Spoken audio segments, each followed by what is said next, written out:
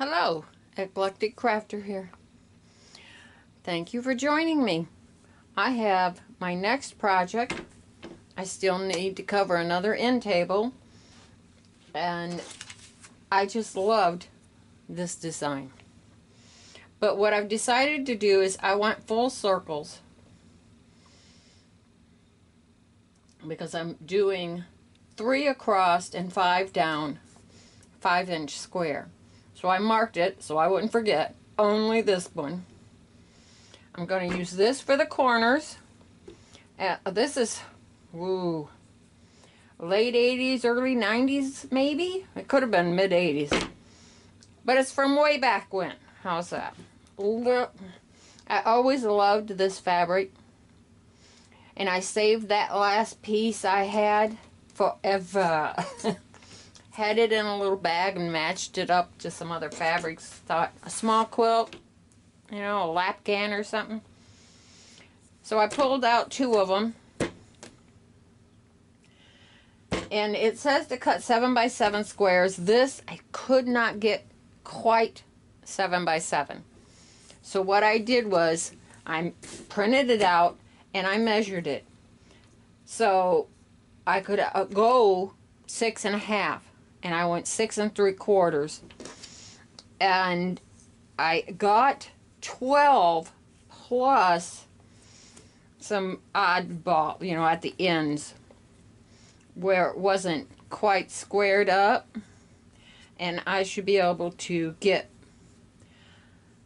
3 more blocks because the way it has you do it is you put the whole piece in and trim around it. And if necessary, when I go to use these, I will cut them and kind of paste them into place, kind of a thing, if necessary. But this is the background. This is my corners. I've got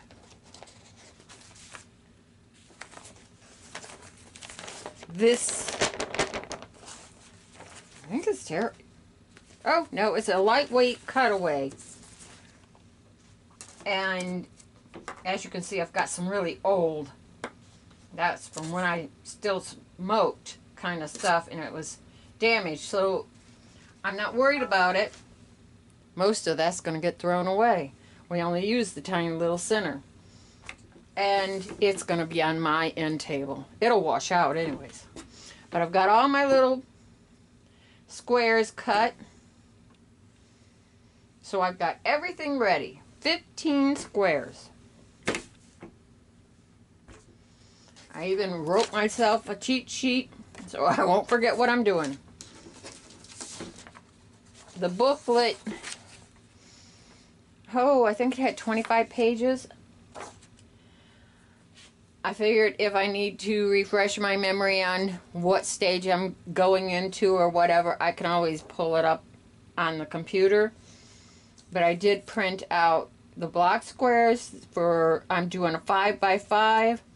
For that, it does call for you to cut 7 by 7. Having made these instructions before for some of my own patterns that I had put out for sale, I can tell you that you always have them cut it bigger than necessary, because if you have them cut it too close to the edge and they don't have it covering real well, which is not hard to do. I have gotten them kind of close to the edge myself. Then they've just wasted fabric. And what if that's, you know, something they've saved for decades and now they can't make what they were wanting to make? So you always tell them bigger. So if you're running with a limited supply like I had of this, print out the design or just put some cutaway in your hoop and stitch it out. And go ahead and stitch these other pieces so that you can measure the actual design and figure out how you can make it work with what you do have. I'm not telling you you don't ever have to follow the instructions. Follow the instructions. That's the reason they're there. You don't want to waste your materials and be unhappy. But if you have been doing this for a long time and you have the gist of it and you're comfortable with it and you want to use a small piece and piece it together, I'm just saying it is possible. All right, long story short, boy, I talk a lot, don't I? We're going to jump over to the embroidery machine now, and I'll show you what's on my screen. Okay, on the machine, what we've got is, these are the total stitches, the total minutes it will take my machine to do that many stitches, and how many color changes there are.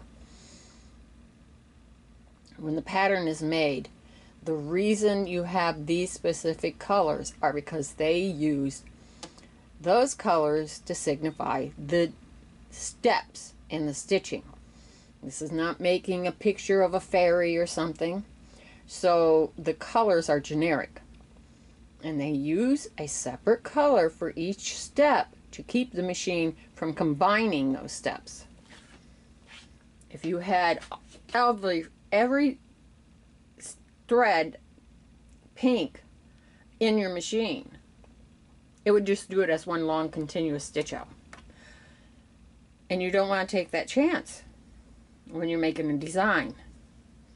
So the first one is purple. They do not use a placement stitch. They have you cut your fabric large enough to cover the whole center.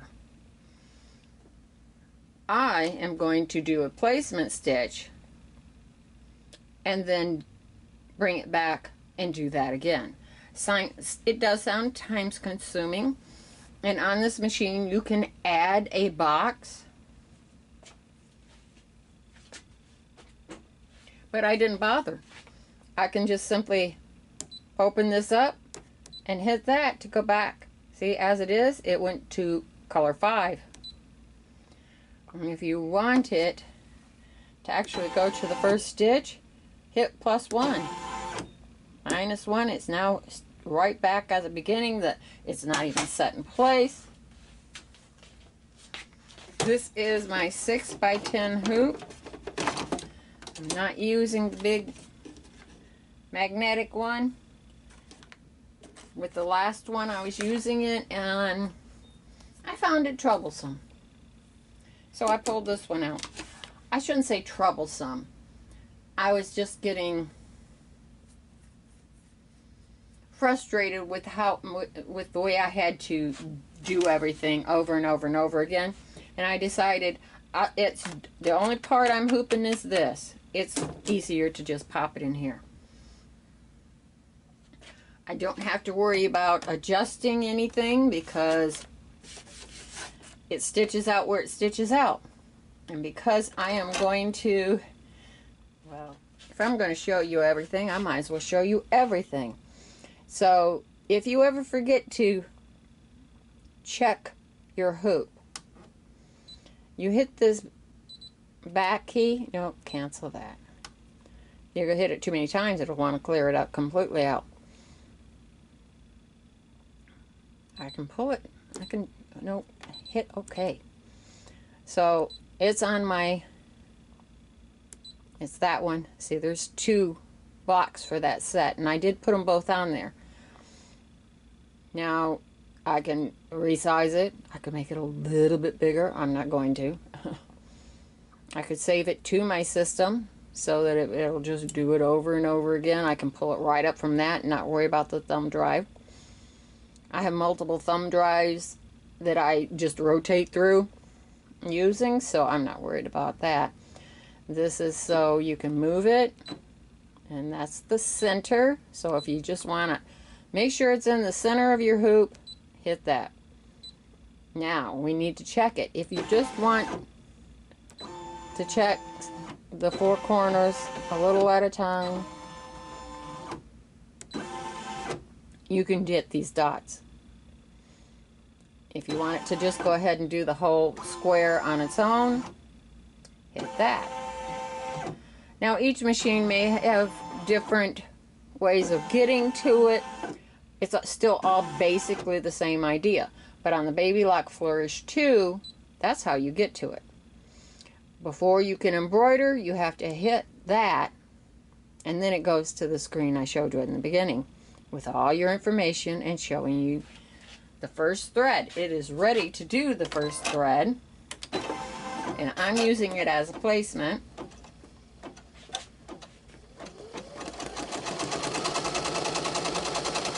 I'm not going to make you watch me stitch out all 15 blocks. I'm going to show you how to stitch out one block, and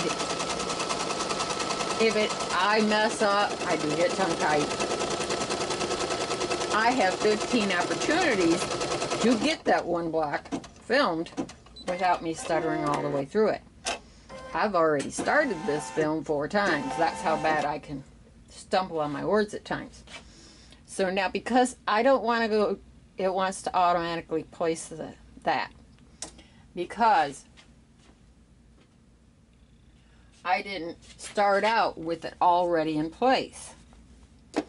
If I'd have cut everything 7 by 7, then I wouldn't really worry about it. I'd go ahead and put it all in. But I didn't cut. Ooh, let's not put 2 layers. I have one more chunk. Ah, come on.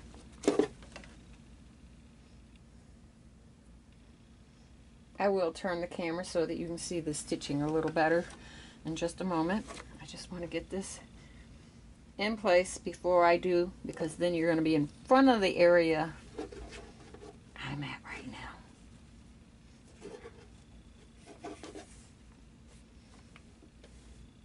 But I wanted to show you what I'm doing over here. Because there's no placement, and I do like a placement stitch, I'm going to do that. I'm going to say, okay, now you can see my purple is back again. My little green crosshairs shows me where my needle's about to go down. So I know that it's sitting in that position. I'm going to make sure that everything is covering. For the others, what I'll more than likely do is just that printout I had shown you in the beginning. I'm going to cut the shape out, and I'm going to set it down in the center for the crosshairs, and I'll just put a mark and know that that's where the rest of these can go. You can do it either or. I'm not sure why they don't put placement stitches in theirs. I'm sure they have the reasons. They have beautiful designs. I'm sorry. I'm trying to talk with a full of marbles today.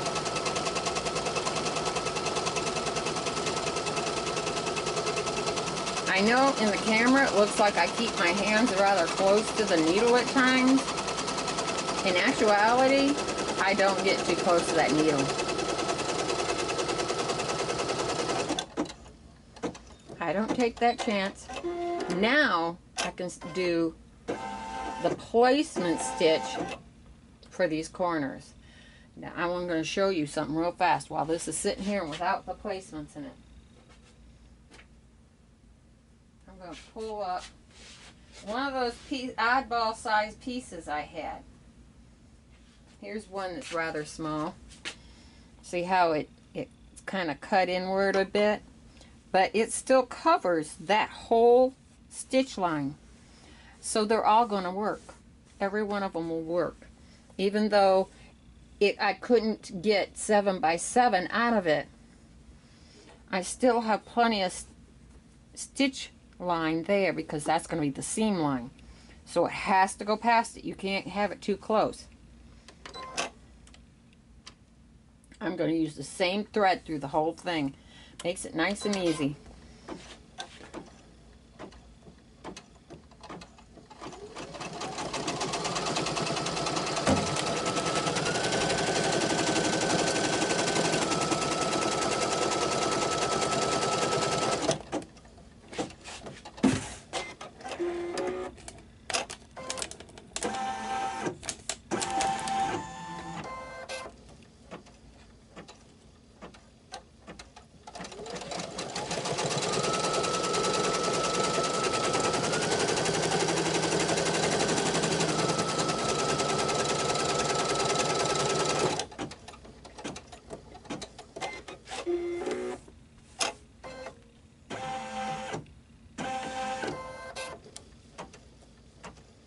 So today is my second son,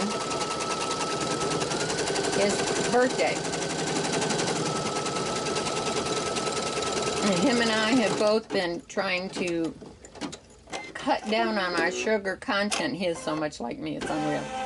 That kid was born with a sugar addiction, I think. And we've been pretty good. Slacking off a little bit more. Well, I made a cheesecake for Father's Day, so I don't eat cheesecake. Don't know why, I just never have wanted to. So I've never even tasted it. I can't say I don't like it. He loves it. When I wanted to give my friend Mary a piece, he said, no, you can share everything else, but not the cheesecake. So he's been kind of, killing that sugar containment as it was. But today he got up. He said, today is a cheat day. He had birthday cake for breakfast. Bad, bad boy. Well, he ain't no more. Today is his 33rd birthday. I'm going to have to move you. I can't get it out of the machine. I opened this table up so that I wasn't working on just a tiny little piece. But this room is so small. I stumble over it. Alright, now we've got to get in here and trim out these pieces in the middle. I'm going to try these applique scissors. You do not want to cut the seam lines. Only, come on. It's kind of close there, and the scissors get a little snug.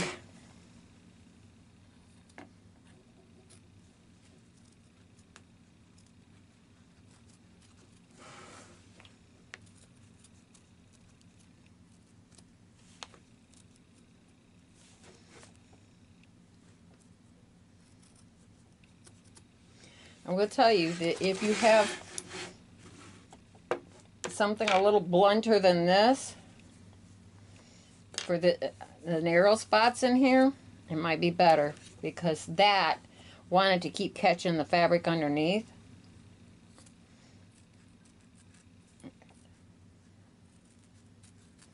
I can't get as close with these.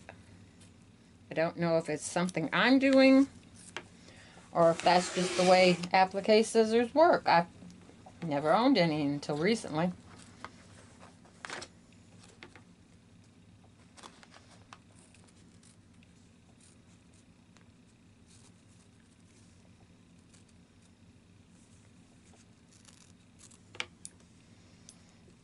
So this is what you end up taking out. In reality, if you wanted, you could save this. I'd cut off the little wings. Save that. If you like to do small piece quilts, that's going to do. That's like 2 by 2. Go back in here. Get it a little closer. This is the first block I've done of this pattern.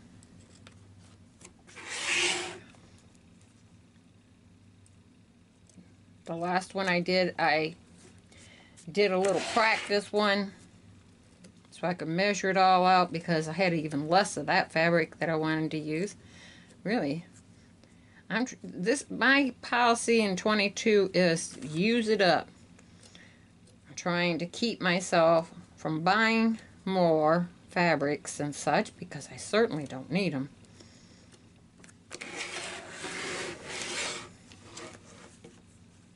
I make lists of projects to do. Ooh, that thing is in my way. I can't get close.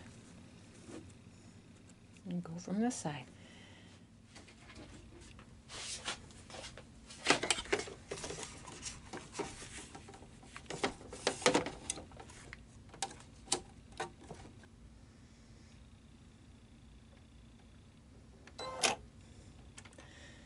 Now, that was actually the placement, but I went ahead, because I was showing you how the square fit, and I just hit the button and turned it on.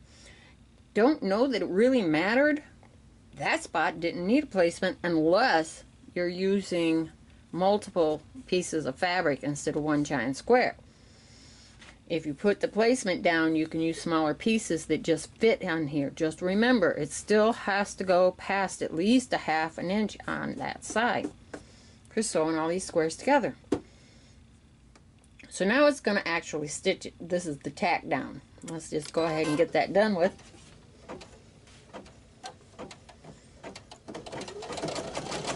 I could have just skipped the stitching in the machine for this, but I want to show you each step. I don't want to cheat you out of that.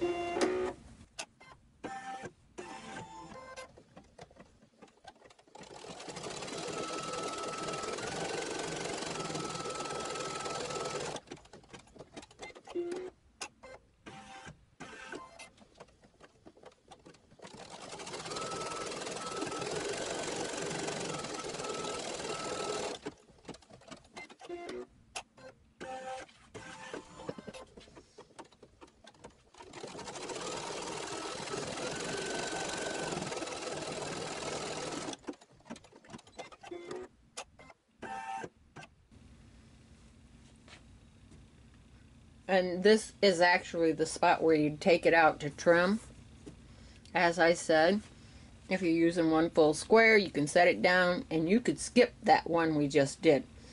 But now it's going to do the satin stitch to cover up this raw edge.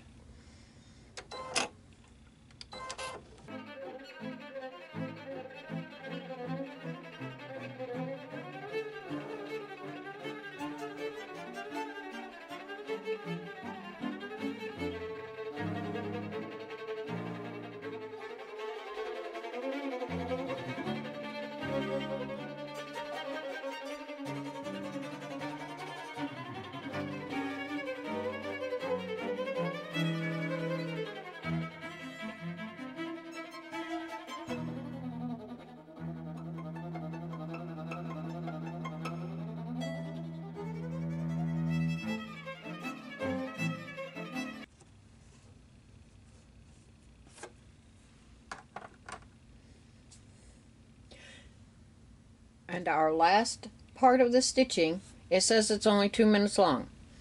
And what it's going to do is all that quilting effect in the middle, and then it's a small feather effect in each corner.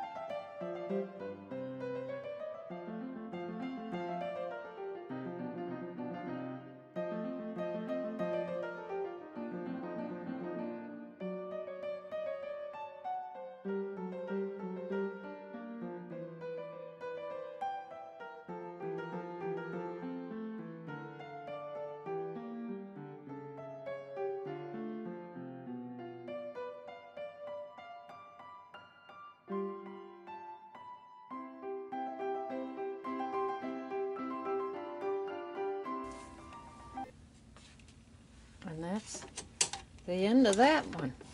One square down, 14 to go. Oh my gosh, that's beautiful. I did pick a good pink for it. I just really love the way that pops against that background. This fabric, wow. You can't get it anymore, I'm pretty sure. I probably had it 30 years. But it just works so well together. I'm going to love this topper. I'm glad I decided to keep this one for myself. I put that other one on my husband's table, and he smokes in that room, and he's already got it covered in ashes and stuff.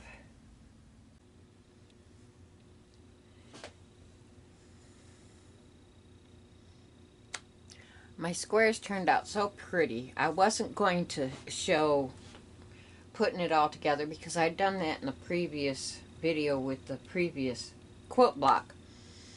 But they turned out so nice. I just really wanted to show these to you, and I get them all laid out and realized I'm missing one. I've looked everywhere. I counted my stacks numerous times. I had exactly what I needed. Luckily, I did have a little bit. I had 2 extra squares of this fabric, and I did have a chunk of this left, so I was able to cut out another square. But I thought, well, this is a good opportunity to show you how I trimmed the backs down. I'm going to have that one single gold one right in the middle of the whole set. And we'll just stack these in the order they're going to be sewn in.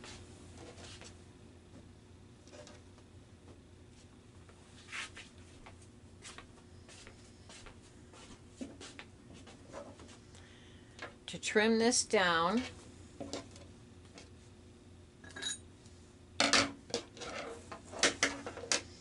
I save these big pieces like this. They can be used in smaller hoops. They can also be, I just put them for the quilt blocks. This isn't one of them, but what I did was fit them up close because the batting and the fabric's going to be laid on top of it and then stitched into place. I had that down pat. At the beginning I was using it as a placement and then going back and doing it again. But it finally dawned on me, duh, it's right in the center of the hoop. That's where they placed it. The square we know is going to cover it. So just make sure that the square is centered. And I started just centering everything. So I need to trim all of this out. And this is what I found worked the easiest. I just grab it and I fold it back. And I pull it back as I'm trimming. It gets it close. It's not right up against the threads. Those were actually closer, but whenever you're doing it on film, it's a little more awkward. So, but you see how close it came. It came nice and close. But I'll do both of the long ends first so that I can save that big chunk to use for something else. I need to make a new wrist strap for my keychain, and I was thinking of just creating a pattern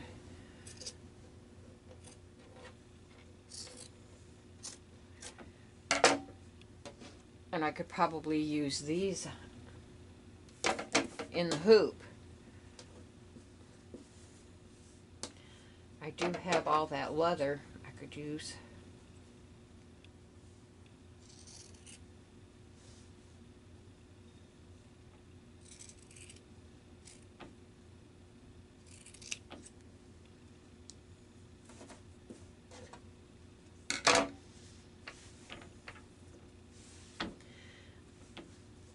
I just make sure that I'm cutting sort of away from that fabric, if in a sense. I'm pulling everything away from it. We don't want any part of that fabric close to the scissors, or you'll cut that. And that's the fabric we don't want to cut. So now all of that one is cut too. I just need to clean it up a little bit. Get rid of all my tails. My son, every time he went to the store for like a year, it seemed like every time, we ended up with a whole lot of these things everywhere. Because he kept, we do have cats, and you end up with a lot of cat hair all over everything. and it just drove him nuts to go out with any kind of hair on him. He can be a bit obsessive compulsive. I guess we all are in our own ways. But they come in handy back here because he is older now and mellower, and he will, go through and clean his clothes off when he's going out, but otherwise, for work, whatever. So he gave them to me, and I've got them everywhere back here. They come in so handy for picking up those threads on that thing. Okay, I'm going to sew this together. You've seen me sew blocks together. I will come back when it's together and show it to you. Before we sew all the squares together, we need to get these all squared up and prepared so that we make sure we're seaming them the same. Do you see how it's got this much room on this side but only this much? So if I just lay it down to meet it up and sew it, it's going to be way off. So now there's multiple kinds of rulers you can use. I happen to have a couple of different, these are 6.5 inch squares. If we get in here and we measure it on the stitch lines, that is 5 inches. So we want to go to 6.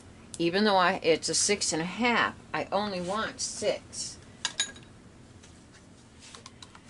So I'm going to find a 1/2 inch on this side, and that way I'll have 1/2 inch on each side when I cut it. I think it might be easier to see with this one. Yeah, the line's bolder. Makes it a little easier. So I'll just have to keep turning it.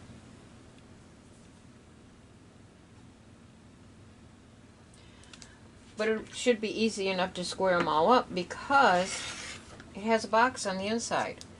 So I just lay that line on this line. So I will do each and every square and then sew them together. All done. Once it's fit together, this is why I decided to go with just the one block, because I didn't want it would be straight across on 2 corners and then rounded, and I decided I wanted the circle effect. To quilt it to the back, I sewed very close to the circle and went back and forth, and I put a binding around the edge. So it's all set. I really do love this pattern. Might be because I absolutely love this fabric. And I've got just like the little pieces from the inside, and let's see, 2 squares left. That's all I've got of this fabric that I've had for decades that I love so much. I'm not throwing this out. I will save it. There'll be a small project to do. Oh, and the missing block turned up. It had just fallen and I wasn't seeing it. So, I guess that'll be I don't know, probably a mug rug. All set, all ready to go. I do love it. Thank you for joining me, and we'll see you next week, I hope. Bye-bye.